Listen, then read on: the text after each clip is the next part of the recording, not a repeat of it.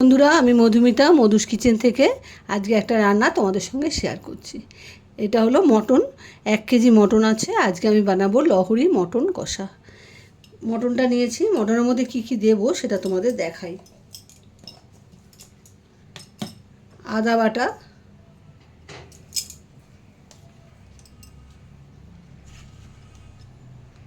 রসুন বাটা,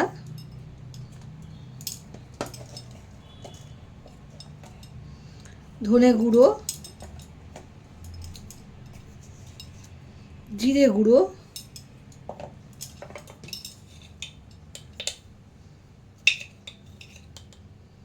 নুন,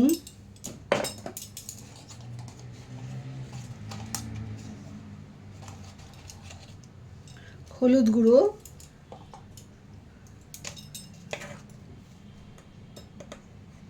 কাশ্মীরি লঙ্কার গুঁড়ো, আর দেব সর্ষের তেল, সামান্য সর্ষের তেল। সব কিছু পরিমাণে কিন্তু কম দিয়েছি আমি। এইবারে এটাকে ভালো করে একটু মেখে নিতে হবে হাত দিয়ে।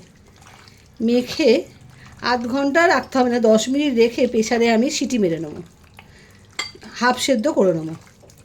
যেহেতু এটা কষা মাংস হবে, লহরি কষা মাংস, সেহেতু আমি প্রেসারে এটা সিটি মেরে নেবো। তাহলে তাড়াতাড়ি রান্নাটা হয়ে যাবে, মাংসটাও ভালো সেদ্ধ হবে। এই মেখে 10 মিনিট আমি রেখে দেবো। এর মধ্যে যা যা মশলা করব সেটা তোমাদের দেখাচ্ছি। এর মধ্যে আর যা যা মশলা পড়বে, এটা মেখে 10 মিনিট রেখে দেবো। তারপরে প্রেসারে অল্প সামান্য জল দিয়ে প্রেসারে হাফ সেদ্ধ করে নেবো। 2 বা 3টে সিটি, যেরকম তোমাদের প্রেসার কুকারের সিস্টেম সেই মতো হাফ সেদ্ধ করে নেবে, আর বাকিটা করাতে হবে। এখন আমি এটা রেখে দিচ্ছি, আর বাকি কী কী করবো সেটা তোমাদের দেখাচ্ছি। শুকনো মশলা তৈরি করব সেটা হলো 1 চামচ জিরে আছে, এটা মিশে গেছে। 1 চামচ জিরে আছে, 1 চামচ ধনে আছে, 2টো তেজপাতা আছে, অল্প কিছুটা জয়িত্রী আছে, গোটা গরম মশলা আছে, মাংস বুঝে দেবে, গোলমরিচ 1 চামচ আছে, আর 2টো শুকনো লঙ্কা আছে। যেহেতু গোলমরিচটা আমি দিচ্ছি সেই জন্য 2টো শুকনো লঙ্কা দিয়েছি। তোমরা যদি ঝাল বেশি খাও তাহলে বেশি দেবে। আমি ঝাল অতিরিক্ত খাই না, সেই জন্য আমি 2টো গোটা শুকনো লঙ্কা দিয়েছি। আর গোলমরিচ আছে, গোলমরিচের তো একটা ঝাল থাকে, সেই জন্যে আমি ওটা কম দিয়েছি। সব 1 চামচ করে আছে। আর জয়িত্রী বুঝে দেবে অল্প করে, বেশি দরকার নেই। আর গোটা গরম মশলা সেটাও আন্দাজ মতো, মাংসের আন্দাজ বুঝে। আর সব কিছু 1 চামচ। ধনে, জিরে, গোটা গরম গোলমরিচ, এই 3টে হলো 1 চামচ, আর বাকিগুলো মাংসের আন্দাজ বুঝে। আমার 1 কিলো মাংস আছে, সেই বুঝে আমি সব কিছু দিয়েছি। তোমরা বেশি মাংস করলে বেশি করে দেবে, কম মাংস করলে কম দেবে। এই মশলাগুলো দিতে হবে।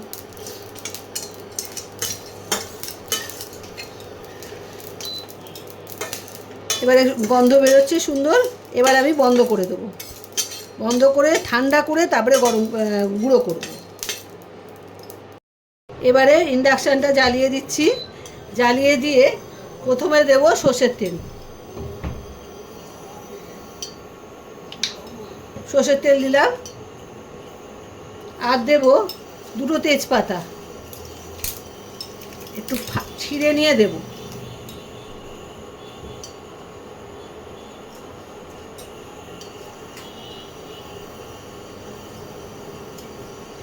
তেলটা গরম হোক, তারপরে পেঁয়াজটা দেব। তেলটা গরম হয়ে গেছে, এখন আমি পেঁয়াজ কুচিটা দিয়ে দিচ্ছি।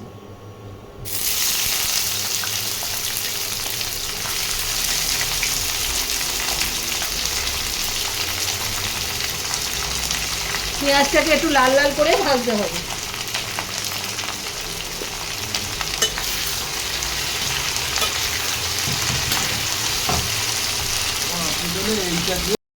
পেঁয়াজটাকে তাড়াতাড়ি লাল বা নরম করার জন্য একটা টিপস তোমাদের দিয়ে দিচ্ছি। টিপসটা হলো, এই যখন পেঁয়াজ ভাজবে তখন একটু সামান্য নুন দিয়ে দেবে, আর একটু চিনি দিয়ে দেবে, সামান্য সামান্য চিনি দিয়ে দেবে। তাহলে দেবে খুব তাড়াতাড়ি পেঁয়াজটা নরমও হয়ে যাবে আর লালও হয়ে যাবে। নাহলে অনেকটা সময় লেগে যায় পেঁয়াজটাকে নরম করে লাল করে ভাজতে। এই দুটো কাজ করে নেবে, তাহলে খুব তাড়াতাড়ি পেঁয়াজটা নরম হয়ে যাবে, লালও হয়ে যাবে। চিনি দিয়েছি তো সামান্য, ওটাই লাল হয়ে যাবে, আর নুনে নরম করে দেবে। এবার আমি এটাকে একটু লাল লাল করে পেঁয়াজটাকে ভেজে নিই। পেঁয়াজটা লাল লাল করে ভাজা হচ্ছে, এই সময় আমি তোমাদের দেখি যে টক দই নিয়েছি আর যে গুঁড়ো মশলাটা গুঁড়ো করলাম সেই মশলাটা আমি এর মধ্যে 2 চামচ দিয়ে দেবো।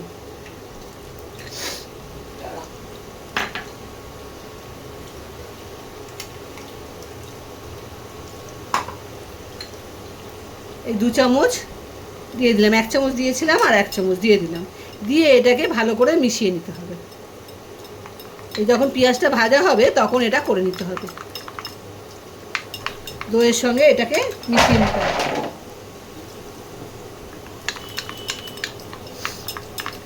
এইভাবে মিশিয়ে নিতে হবে। পেঁয়াজটাও ভাজা ভাজা হয়ে গেছে, লাল লাল করে দেখো, নরমও হয়ে গেছে, ভাজাও হয়ে এসছে, আর একটু ভাজতে হবে। দিয়ে দেবো আদা রসুনের পেস্ট, আদা বাটা দিলাম আর রসুন বাটা দিলাম, দিয়ে ভালো করে এবারে একটু কষাতে হবে, মিশিয়ে নিই ভালো করে পেঁয়াজের সঙ্গে।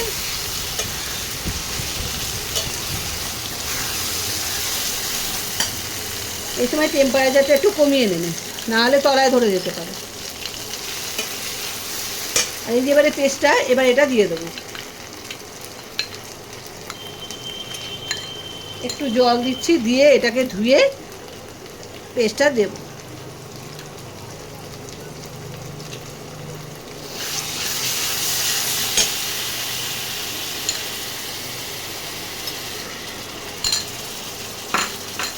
এবারে ভালো করে মশলাটাকে কষাতে হবে।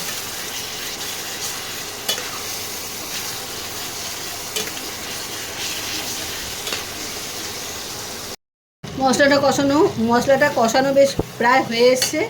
এই সময় কটা দিয়ে দেবো টমেটো কুচি কটা দিয়ে দিলাম।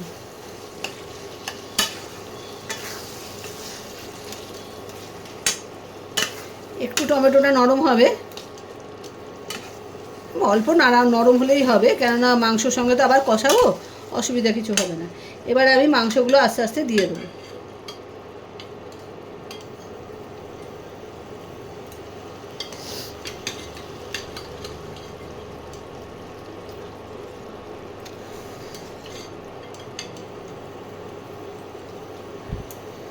মাংসগুলো সব দিয়ে দিলাম। এইবারে মাংসর সঙ্গে মশলাটাকে কষাতে হবে।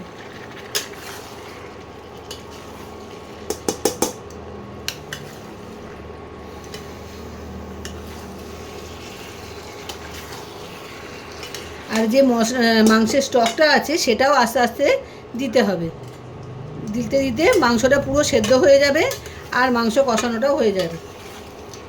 প্রথমে এখন জল লাগছে না, তাই আমি স্টকটা দিচ্ছি না, জলটা যখন লাগবে তখন স্টকটা আস্তে আস্তে দেব। আর মাংসটা কষাতে হবে, যেহেতু এটা কষা মাংস, লহরি কষা মাংস, সেই অন্য কোনো জল দেওয়া যাবে না। ওই মাংস সেদ্ধ করার যে স্টকটা আছে সেটাই দিতে হবে, আর মাংসটা সেদ্ধ করতে হবে। আমি এটাভাবে মাংসটা কষাই আর তোমাদের দেখাবো, তোমরা ভালো করে একটু দেখে নাও, তাহলে তোমরাও পারবে করতে।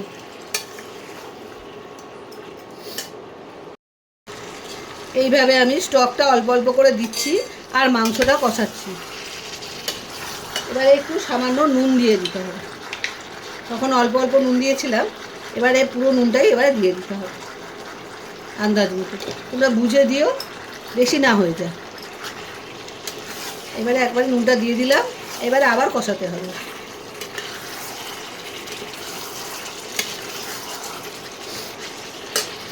মটন জুসটা দিয়ে দেখো মটন কষা রেডি হয়ে এসছে, আর অল্প ঝোল আছে, এটুকু একটু ফুটবেই হয়ে যাবে। এবারে আমি বাকি যে মশলাটা করেছিলাম সেই মশলাটা অল্প একটু রয়েছে, সেটা এবার দিয়ে দেবো। লাস্টে অল্প একটু দিতে হবে, তাহলে সুন্দর গন্ধটা থেকে যাবে। আর দেবো 1 চামচ ঘি,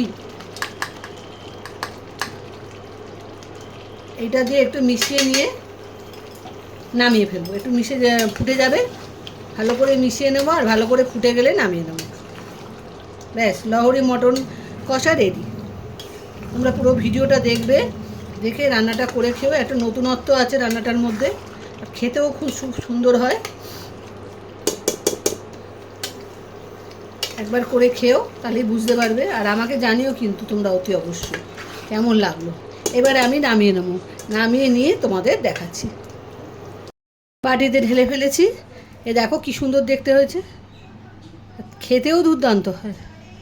তোমরা একবার খেয়ে দেখো, করে খেয়ে দেখো, তাহলে বুঝতে পারবে কত সুন্দর খেতে হয়। এমনি মটন কষা যেরকম হয় সেরকম কিন্তু খেতে হয় না, একটু অন্য ধরনের খেতে হয়। দুর্দান্ত একটা গন্ধ বেরোয়, তোমরা তো গন্ধটা পাচ্ছ না, আমি পাচ্ছি। ওই লাস্টে যখন মশলাটা ছড়িয়েছি, মশলাটার একটা দারুণ গন্ধ বেরোয়, ওই স্বাদটাই অন্যরকম করে দেয়। তোমরা একবার পুরো ভিডিওটা দেখো, দেখে করে খেও, কেমন লাগে অতি অবশ্যই জানিও আমাকে। আমি তোমাদের করে দিই, রান্নাটা শেয়ার করি তোমাদের সঙ্গে, তোমরা কিন্তু আমাকে কিছু বলো না।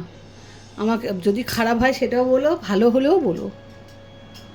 আজ তাহলে আসি, বন্ধুদের মধ্যে শেয়ার করো ভালো লাগলে। আজ তাহলে আসি, বাই বাই।